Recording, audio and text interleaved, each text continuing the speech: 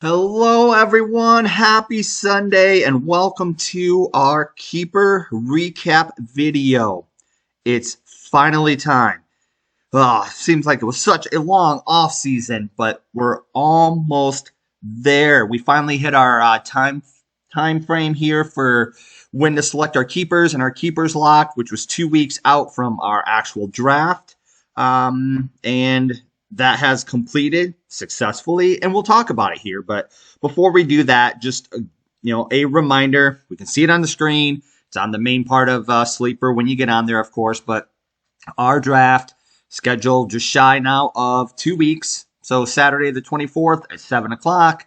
Same weekend, same time. It pretty much always is. And the same invite to everyone. I think I've talked to almost everyone for the most part, or at least kind of know what you guys are planning. Some of you are coming up early. Some of you are just planning on coming up on Saturday for the draft. And some of you, unfortunately, are not able to make it. And we'll be doing it kind of online. So we're going to try to do the same type that we did last year. The way that we did it last year, we'll still be drafting.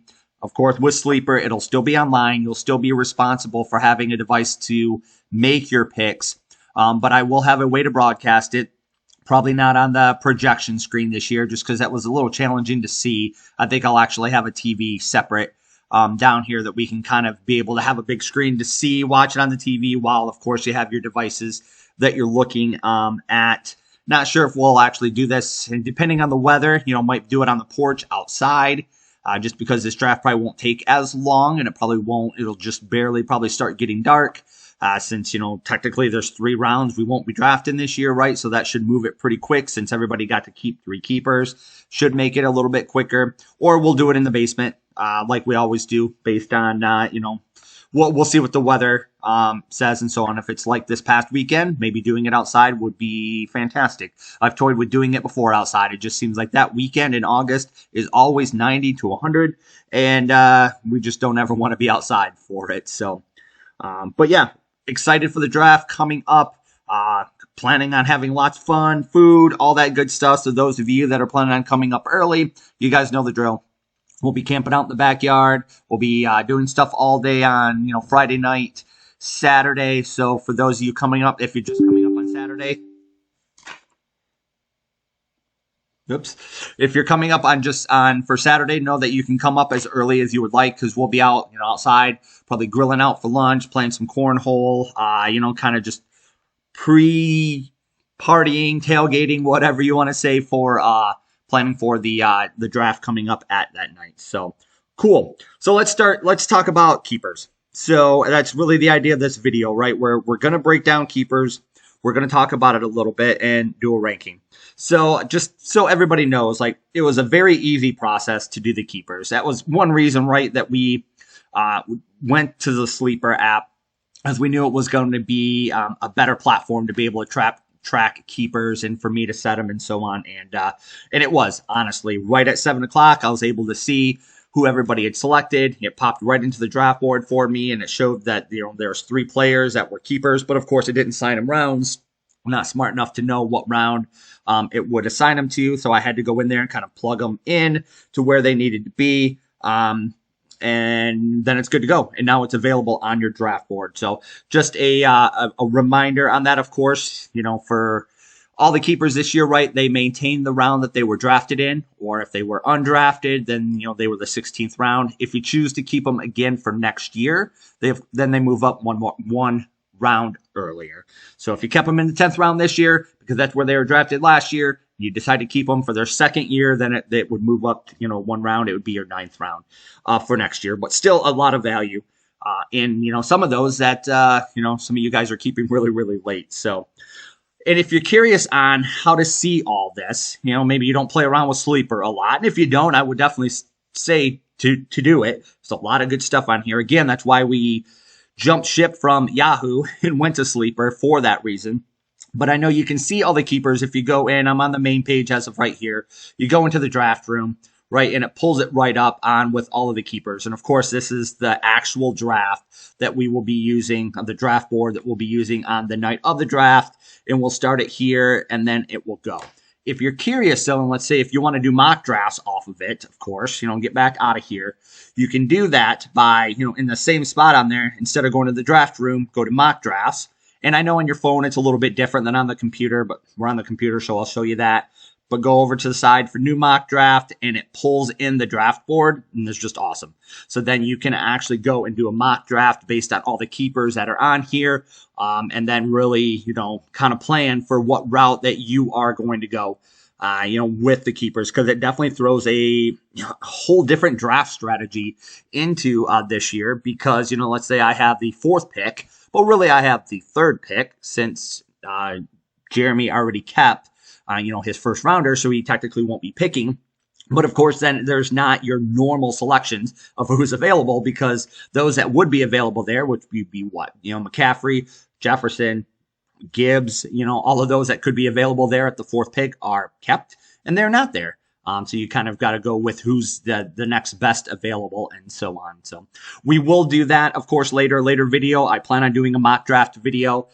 And kind of, maybe doing the, first 4 or 6 rounds or so to kind of explain it, have a little bit of fun with it. But I just wanted to show everybody so you guys knew if you wanted to do mock drafts, where to go, that you can kind of plan for that and look at it. But I'm going to use the actual draft board for talking through keepers here. So, keepers, how did we do?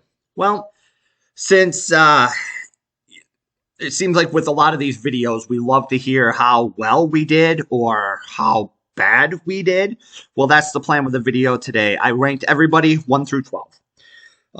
And with that, you're kind of curious on, well, what philosophy did you use? What was your rationale? So here's kind of how I rated every team when it came to their keepers. Number 1, of course, keeper value. There's a lot of value out there in some of the keepers, especially if you scroll down. You've got Kyrie Williams, Nico Collins, Puka Nacua, Jordan Love. I mean, there's some really great names of players that are in the 15th and 16th round. So I can tell you already, just by looking at the names, Clint, Josh, Jeremy, they have some really good value and some late round picks that, already right there set them up in a good spot, for the draft. Number 2, I took into consideration just smart decisions. There's a few teams out there that I, would probably have done something different with who maybe you decided to keep or went a different round. And just, again, that's my opinion based on that and so on. But, I tried to structure, not just my opinion on that, but rankings, draft position, what they're looking like this year and things like that, and kind of taking that into consideration as well with the rankings. But then ultimately, how does it set up your team? Which is one of the biggest ones, right? Like, you have 3 keepers, but how does that set up your team with this draft going into it then to be able to have a successful draft, right? Because still, that is the most important part. Who cares how these keepers, look on paper as of right now? And who cares if you're ranked number 12 or you're ranked number 1, right? It still ties into how well do you draft and how well does your team perform every, Sunday or Thursday or Monday or whenever they play. So that was what I used in consideration. So, and how I'm going to reveal the rankings, I'm going to keep the top 5 for last, just to build a little suspense. So 1 through 5, I will mention you guys later. But let's start, and we'll go through 6 through 12. And again, this is based on my opinion of looking at the draft or looking at the draft board, looking at your keepers. So number 6, I'm giving number 6 to Dez. Dez, I feel like he's got a good amount of keepers. I mean, Jefferson, keeping with the 8th pick. Of course, there's value in that. Mixon, Kamara, 2 starting running backs. I feel really good about it. Nothing flashy, nothing crazy, not a 15th or 16th rounder with huge value. But really, again, as it sets up his team, when he gets to that 2nd and 4th rounder, with a couple of good plug and play guys to kind of fill another, maybe a couple wide receivers or a quarterback in there or a strong tight end, he's going to have a really good team. So I'm giving number 6 to Dez. Number 7, then, I'm giving to Will. And kind of the same exact thing as what I just said with Dez. So Will, he's got Mostert in the 12th round, which, he's could be splitting carries this year. You don't know what that's going to look like, but it's still a huge value from where I believe he is going in drafts, and especially if he performs like he did last year.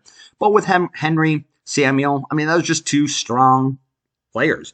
keepers, where they're at. Definitely still some value with the amount of keepers that are already taken and so on. Probably neither of those two would be there at those picks by the time Will gets there. So feel pretty good about Will's keepers and how it sets him up for this year. So Will's number 7. Number 8, Ian. And I think Ian kind of falls into the same situation, with Brown.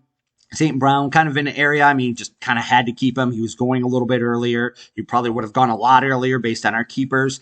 Not excited about, I don't know about Rice, but, Stroud was probably one of his biggest. To be able to keep him in the 16th round.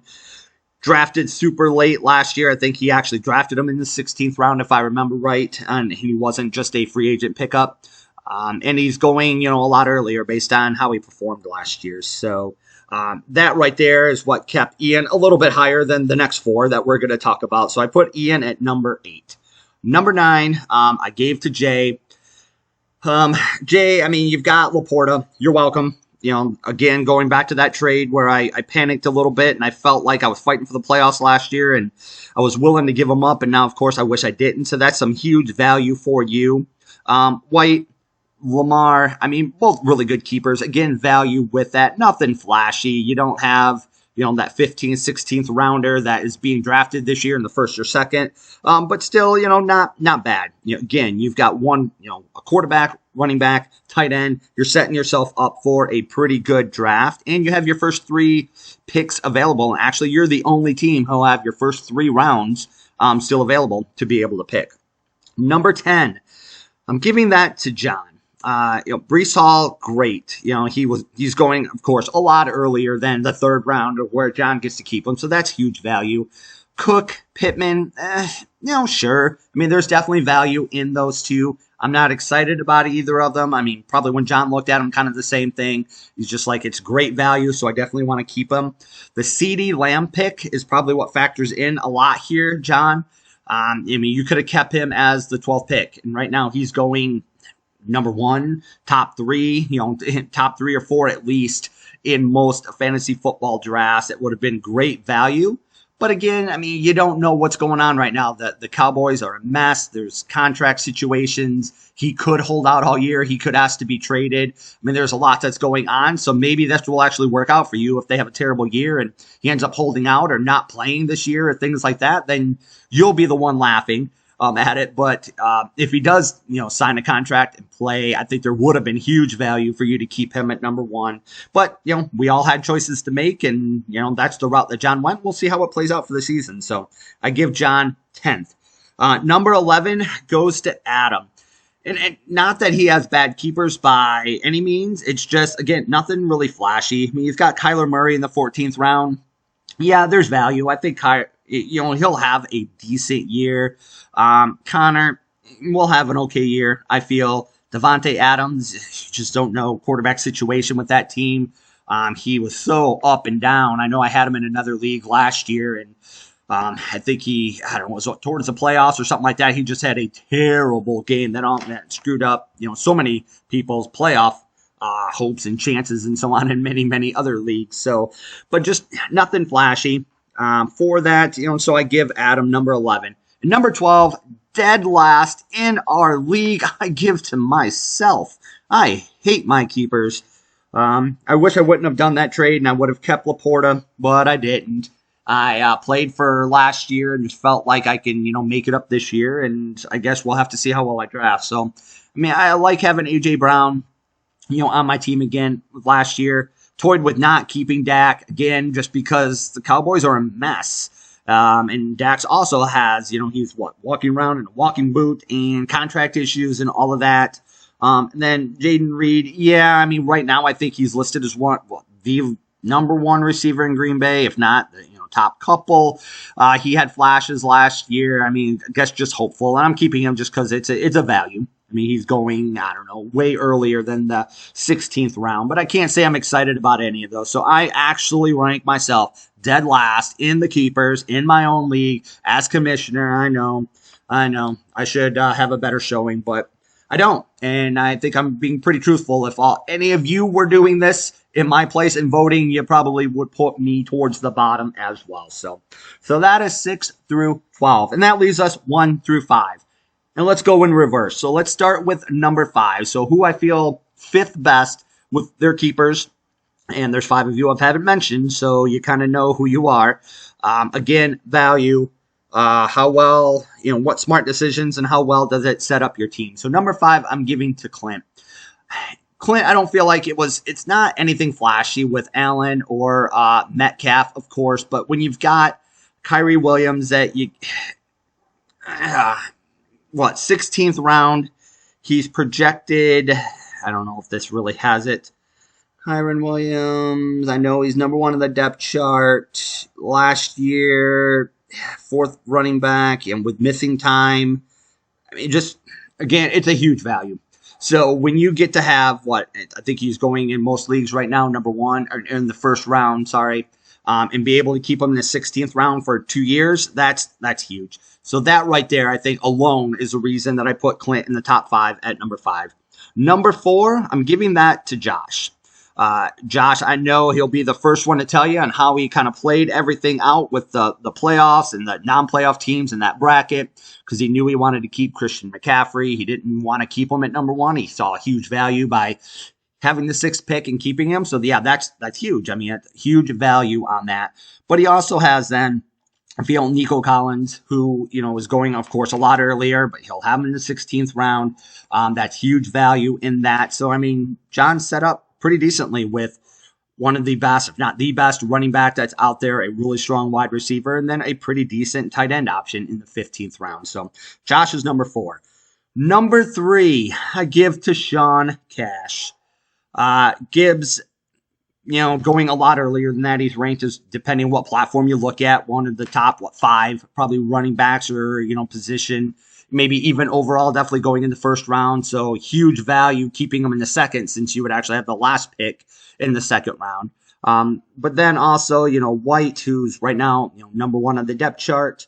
And then McBride, if you actually, I think you should read it as I was looking over it today, projected as being the second leading receiver for the Cardinals. So, 2 really, really good late round keepers now that he has, 15th and 16th round when he's got a starting tight end and a starting running back and, one of the best running backs out there. So I think Sean is set up definitely to have a great draft.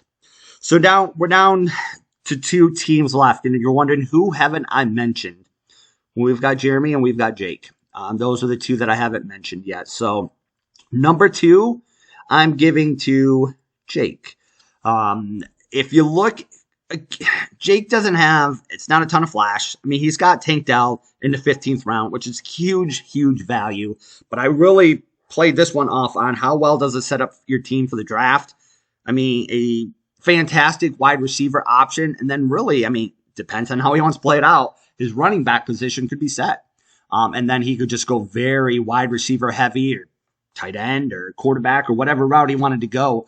But he is, in a really good spot for running back as of right now. And then depending on how it falls, maybe he even gets another running back at the 9th pick when it's, back up to him and he dominates the running back category, and so on. So I just really like Jake's keepers. Yes, they have value, but I really think it just strengthens his team already leading into the draft. And then number 1, yep, I think that's how all of us voted. Well, not all of us voted that way, but the majority of the vote listed Jeremy as having the best keeper, or the best keepers. So that's how I have it listed. Yes, Bijan Robinson, he kept. We kidded about it in the league chat, but I honestly think that's what it came down to. I think he may have looked at it going, the first 3 or 4 options that are going to be out there, I probably would be pretty happy with. But he maybe played a little bit of defense because you don't want to give Sean, 2 of the top 4 running backs that are out there if you would have left Robinson out there to be able to be picked. And then Sean could have had Bijan and Jahmyr Gibbs, just a phenomenal running back core. So, I mean, Jeremy, I wonder if he was thinking that when he was doing that pick, or, I mean, he had him last year and he was a good player and he just wanted to make sure he had him back on his team again. But it really wasn't even Bijan that I think factored at all into my decision. It was really who he's got for his 15th and 16th round by Jordan Love that he picked up during a trade, which showed definitely promise throughout last year, and it's actually projected now to be one of the better quarterbacks, of course, for this year. But then also having Nakua, who he has then in the 16th round, who went undrafted last year, picked up probably right after week one's performance.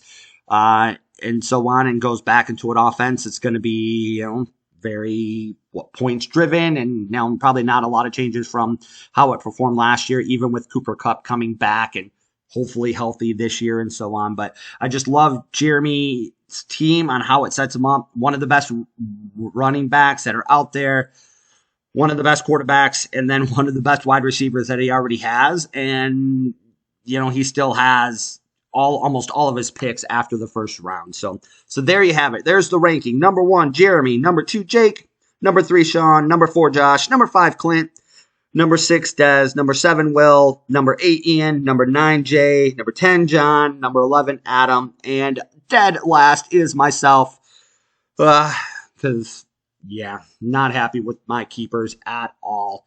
But that's okay, because all that really matters, right, is what our draft, how that goes. This is just really setting us up for that draft here in a couple of weeks.